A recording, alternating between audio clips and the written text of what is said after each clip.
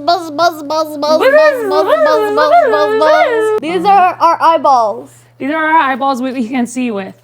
Because guess what? Buzz, buzz, buzz, We just buzz, watched The buzz. Fly. Disturbing. Best movie ever. Really good. I would like to start off by saying that I'm kind of really smart because in my prediction at the beginning of this video, I said that I'm wondering if it's going to be like Franz Kafka's The Metamorphosis, and it literally was. Let me just quick interjection say that Abby didn't just say, I think it's like that story with the cockroach. She said the name Franz Kafka. I've never heard of this. Yeah, my senior year of high school really paid off for that assigned reading. After I looked them both up, and there are many articles comparing the two, like obviously because they are like the same type of story, which I just think is so interesting. Some say that The Fly is based off of Metamorphosis, but it's the short story by George Langeland, published in Playboy in 1957. You're looking at the last Playboy Playmate there was ever. I have created a new rating system, and it is pre and post 2015 movies. I'm saying 2015 because that seems like a good cutoff for like when movies started to suck. Pre-2015 out of 10. I give this movie 10 sisterly cinemas. 10, me too. Literal horror movie. I was not expecting it to be so horrific and gruesome. The scenes were so intense, and Hailee and I kept saying, holy crap, they went there, they went there. They really went there. And it's a horror movie with a soul, you know? I think that's like David Cronenberg. Abby and I want to watch all of his movies now because we're obsessed, at least I am, with body horror. Like I love zombies, and there's a couple movies where it takes place over one person turning into a zombie. You know, they're peeing out maggots, they're losing an eyeball, the stuff like that. And that's his specialty, and we have to get into that. But yeah, his whole thing is like horror movies that are quality. Hailee says this all the time, but here I go saying it. They do not make movies like this anymore. The real prosthetics, the real goo, it's not CGI. Like he's literally wearing the makeup, so it looks so real. Like it's an actual fly human Jeff Goldblum. Yeah, and Abby like said this. I thought it was a dream of someone smart saying it, but she was like, and you can even kind of see the suit, and it's like fine. Yeah, like you could see a little bit of like the plasticky suit, but like not. Like it was so Yes, good. It's immersive. It's more immersive. That's great. It's immersive. Yes, and I think I have a really good example from a current thing. You haven't seen Stranger Things, but Vecna, he's like this gross thing. He's like full of like vines of flesh, and it looks like clay. Like Goldblum is so good.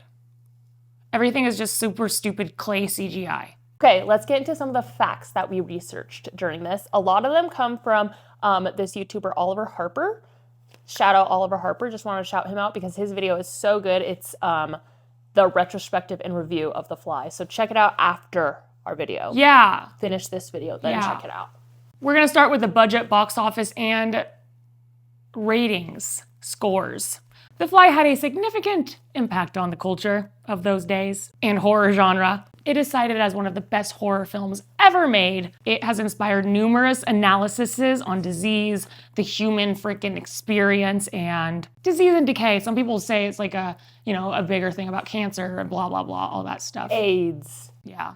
Which is interesting. But I'm going to stick to this guy turned into a fly. the Brundle Fly. The Brundle Fly. Ew. It was shot in Canada. In Toronto. In the Kleinberg studio. The film's budget is reported between $9 million and $15 million. Abby, what did the box office gross? Let me give you some numbers. So domestically, it earned $40 million. Internationally, $20 million, totaling $60 million total. So I think that's a profit. What's $60 million minus $10 million? 50. They made $51 million. $1 million. $3 million. Chris Wallace was the creator and the designer of the Brundle Fly. And I want to interject, he actually got a lot, like he's in all of the articles, he's mentioned so many times. A lot of the makeup artists, I don't think get as much recognition as him. Some of them do, like Lord of the Rings and stuff, but like he's like mentioned. And he even directed the second The Fly. So that's pretty crazy. I don't know if he wanted to direct his stuff, but he went from the makeup artist, creator of it, to the director of it. It won the Academy Award for Best Makeup, thanks to Chris Wallace. And also it won a bunch of like Saturn Awards and other awards for Best Acting and Picture and stuff. But Academy Award, Best Makeup. At the end of the movie, Chris's name was the first one to come up in the credits, and that's not the makeup artist is not usually first, obviously. And someone who looked at him and said something? The producer, Stuart Cornfeld, turned to him and said, "You will win an Oscar." And he did! Because everybody was clapping when his name came up on the screen in the screenings. Let's get into casting. There's some very interesting, cool things in here. I love knowing who was thought about for parts. So first, David Cronenberg, director. Like Hailee said, we need to watch all of his movies because he specializes in body horror and the human fears of body transformation and infection. So Hailee and I hate that stuff, but so we gotta need to torture ourselves with it. Mel Gibson and John Travolta were considered to be the Brundlefly. Can we please acknowledge that, how Joaquin follows us? Mel Gibson, we just did signs. Yeah. Follows us. Mel Gibson could have been Brundlefly. I've tried to explain to Abby that, in the olden days when someone had a failed movie, their hot streak was over and they were not, allowed to be in stuff anymore. Ooh, no, I just used allowed and that was, an aggressive word, but it says this in the facts.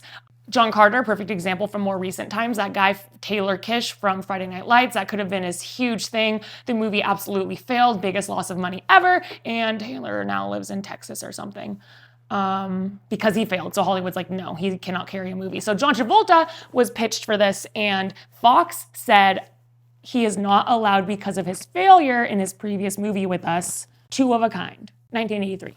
David was met with some opposition when he wanted to cast Jeff Goldblum. The executive at Fox, supervising the project, felt that Goldblum wasn't a bankable star.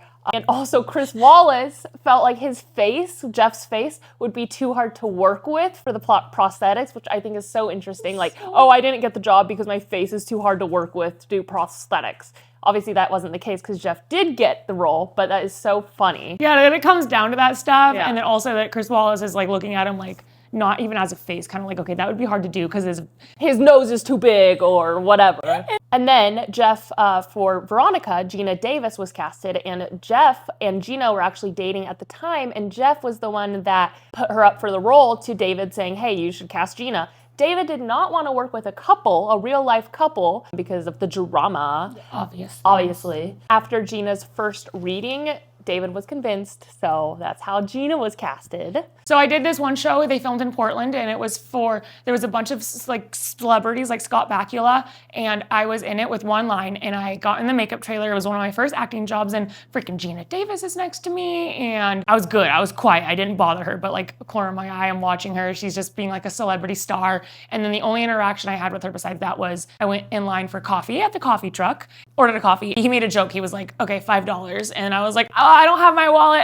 Let me go get it. I'm so sorry. I was so embarrassed. And then Gina Davis was behind me, and she was like, he's just messing with you because it's a free coffee cart, obviously. That was cute and nice, and she spoke words to me. And now you're best friends. Yeah, now I always sit outside her house every day. She doesn't know it, though.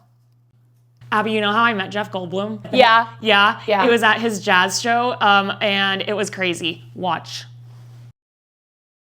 Hi, this is Jeff Goldblum and Hailee Lautenbach. Gee. Thank you, Hailee. What a wonderful. Okay, some more interesting people. Two people that were considered for her role were Jennifer Jason Leigh, love her, Fast Times at Ridgemont High, but she's a casting director me says no. And then, oh my God, Laura Dern, Jurassic Park, my angel baby, love her. I think she actually would have been really good at that. I'm okay with her being casted. Oh, Linda Hamilton was also considered. She was the Terminator star. Also would have been great for that, but I do think that she might be a little bit too hard, and people might think of her as Terminator hard lady. Linda Hamilton said no because of the disturbing script, most importantly, the birthing of the maggot. The birthing of the maggot baby. Which is so disturbing. Yeah. And reading that on the script, and then as she gives birth, a giant maggot comes out. She probably was like, how are they going to film that? Yeah, so, She said, no thanks.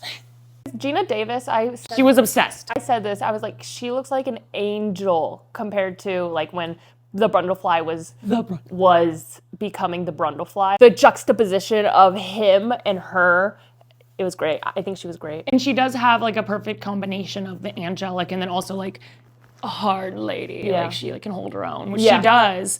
Okay, now for the music and the score and the composer. I was shocked when the name came up. Howard Shore. Lord of the Rings, the most best score soundtrack ever. His music in The Fly is praised for his melancholic, is that how you say it? Melancholic tones, and contributing significantly to the film's whole atmosphere. It really did. The only thing I didn't like during the movie is I was like, I can't find like a theme, a couple of notes, but I take it back. It's the most perfect score. Brian Ferry made a song for the movie that apparently was really good, but David Cronenberg said it wasn't like, it was kind of cheesy to play during the credits, so he took it out, but it's played in the bar scene. So good job, Brian Ferry. Let's get into style and makeup. The best part of the movie. Yeah. So, of course, the film is known, like we've said, for its renowned, groundbreaking makeup. The transformation of Seth Brundle into the Brundlefly was revolutionary and grotesque. Why is Brundlefly so gross? It's so gross. It's a merge between the human and the fly. So it's him becoming the human and the fly together. So it's Brundlefly. It's disgusting. Well, I think it's also because instead of like changing his name, like I'm Brundlefly now. He calls it the Brundlefly. Yeah, I'm the Brundlefly. Like he's like a different. Yeah. It took nearly 5 hours to get Jeff Goldblum into his official last transformation makeup. Chase, will you insert a fact saying how long The Whale took to put Brendan Fraser in that for comparison? At the final Brundlefly stage, it was a combination of various insect parts. The creators didn't want it to be too reminiscent of any single insect. Like the original movie. But a horrifying amalgamation.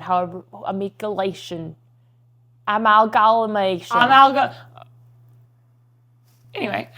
Of multiple insects. The fly's vomit was made of honey, eggs, and milk. Also, when he vomits, oh, it's horrible. When he vomits in front of Veronica and she just starts crying and like... There's just something about that, like, it is such a real reaction, and it's like, I'm imagining a boyfriend I love so much just like decomposing in front of you, and like that's such a real reaction. She just starts crying, just like what the is happening. And first you let out a giggle because he's just looking at her, and then he goes bleh. Yeah, like it's so absurd, and it's like, and that's part of the they went there, like he just it's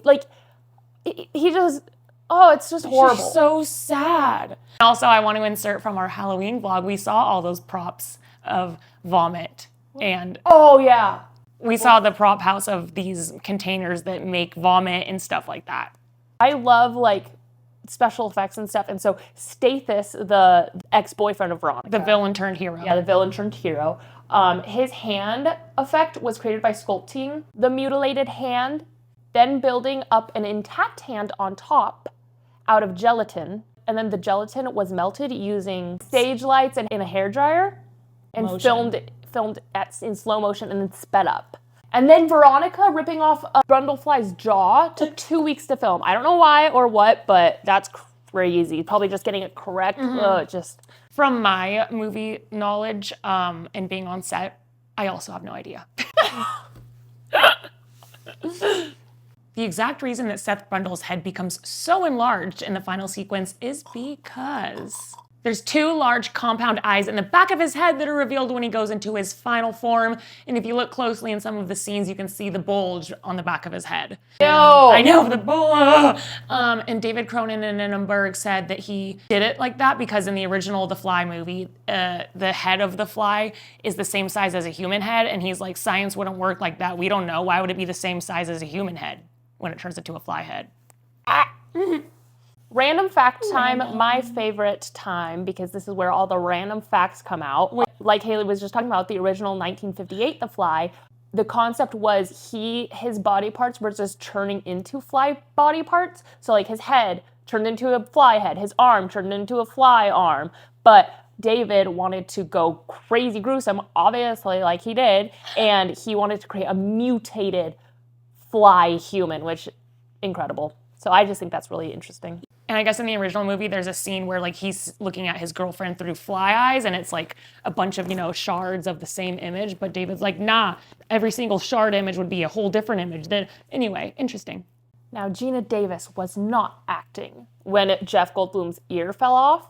her reaction was genuine. She was genuinely shocked when they were filming it because, yeah, someone's ear just fell off right in front of her. And she loves him because they were dating at the time. And so David kept that true reaction in the film, which is great. But, yeah. My only bone to pick question with that is I wonder if that was like something they said in an interview and it was like a good buzzword. Well, exactly. That's what I was just thinking. Really? I was just thinking that, yeah. And I was like, whatever. Well, yeah, because I in the script, you know, it's going to say, like, and then his ear falls off, or when they're rehearsing, how do they not mention that part? Because they have to rehearse and show, like, the angles. Like, I listen to a lot of, like, behind-the-scenes podcasts for, like, shows and stuff, and a lot of time they're like, oh, yeah, I improv that line, and it's like, okay, you might have improv'd it, but that might not be the scene that you improv'd it. You improv'd it, and so then the director goes, oh, my gosh, that was great, let's do it again. So it's like, how do you know if it's the actual real improv or the one that they saw you improv, so then they wanted to film it again. So, yeah. Anyway. Yeah.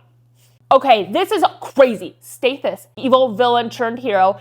His fate is foreshadowed throughout the movie. Every time he talks to Brundle, his right hand is in his pocket, making it look like he doesn't have a hand, and that's his ultimate fate in the end, which I wonder if that was like a true decision on the part of David. Or the actor, because actors get really weird. Yeah, like, I did that because my hand was going to be missing. Yeah. Blah, blah, blah. So if it was, and not just like an accidental, like, oh, that's his character, like he's just going to have, really cool. It's also even cool if it was accidental. Yeah. So either way, cool. So there's this whole Mel Brooks connection, who is a comedic actor from back in the day. I actually don't know much about him, but I know the name Mel Brooks. He came on to produce the movie. He didn't want his name to be known, though, because he is known for his comedy, but he was a producer on it. And Mel Brooks says that, and the line, be afraid, be very afraid, is from Mel Brooks describing how you should feel when he's transforming. And then Gina Davis says it. So that's where that line originated from. Cameo alert, David Cronenberg puts himself in his movie. So shout out to our old selves that were like, I wonder if any other directors do that besides M. Night. Yeah, and here he is, David doing it. He was the gynecologist in the dream of the baby scene. Yeah, and Gina actually requested that because she wanted somebody she knew to be up in her vajayjay. And then also David had the idea for this because when he met, I think it was Scorsese wanted to meet him, and he said that David looked like a Beverly Hills plastic surgeon. Yes, good job, yeah. All right, let's sit tight and let's listen to this, Hailee. Go for it. Oh, okay. This is cut from the movie for many reasons. Abby watched the scene. I did not. I think I'd be too disturbed. And every single article mentions this. It was cut because it was so disturbing. Audiences said that this scene took all of Seth's humanity away and he was no longer likable or rooted for. So let me describe it. The infamous cat monkey scene where Brundlefly fuses a cat and the remaining baboon and then beats it to death with a lead pipe was cut following a Toronto screening. According to the producer Stuart Cornfield, the audience felt that there was no turning back for Seth and they lost all sympathy for his plight, which caused the rest of the film to not play as well. In Cornfield's own words, if you beat an animal to death, even a monkey cat, your audience is not going to be interested in your problems anymore. Boom! Mic drop. Because true. You don't want to see that.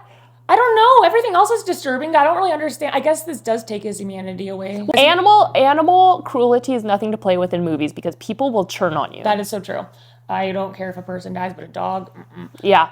There's one other scene that was in the script but not shot. Brundlefly's digging around in the garbage, eating some food. There's a homeless woman. He barfs on her face, and her face is melting. He's about to eat it, but then he realizes how gross that is and has a shock of how he become, which would have been cool to see him act that way. Because the same way Gina reacts to his ear falling off, his reaction to himself would be so crazy.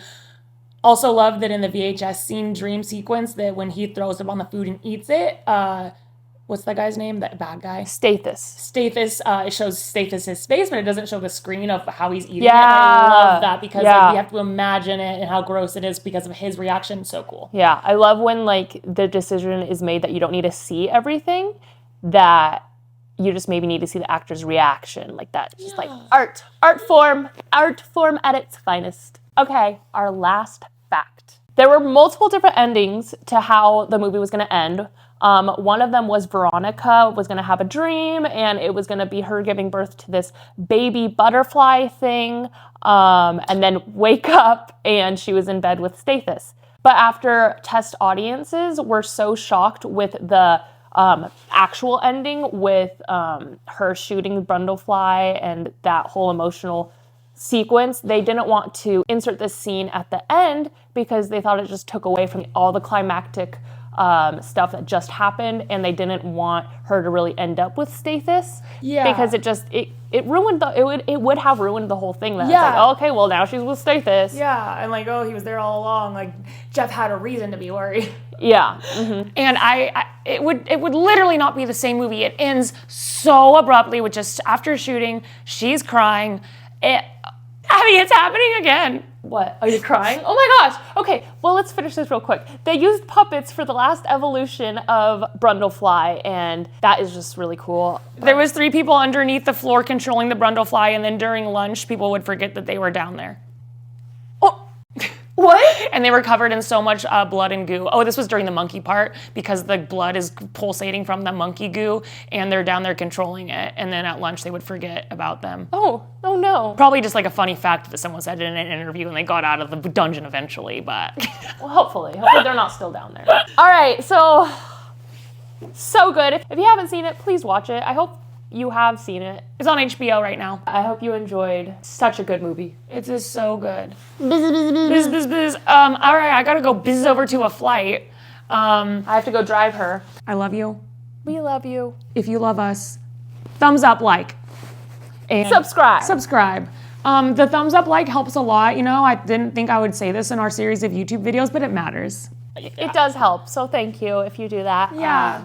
And we'll see you next time in a vlog or another sisterly cinema. Woo! Bye. Buzz. Okay, bye.